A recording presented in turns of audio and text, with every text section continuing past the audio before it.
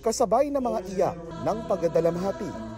Ang mga yakap ng pakikiramay mula sa mga kaanak at kaibigan ang pinagkukunan ngayon ng lakas ng mga naulila ng Filipino caregiver na si Paul Castelvi.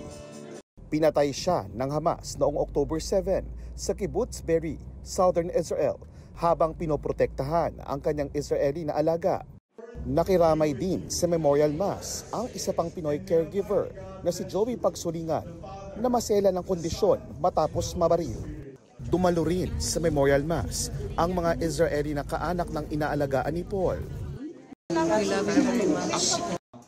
Nagpaabot din ng pakikiramay si Philippine Ambassador to Israel, Junie Lailo.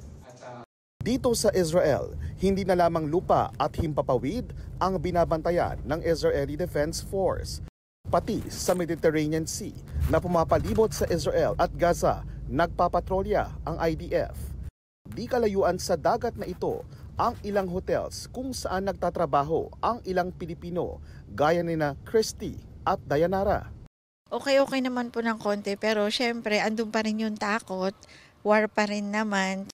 Ang fear namin is, syempre, parang no work, no pay, parang ganon. Pero syempre, hindi naman siguro kami pababayaan na employer namin.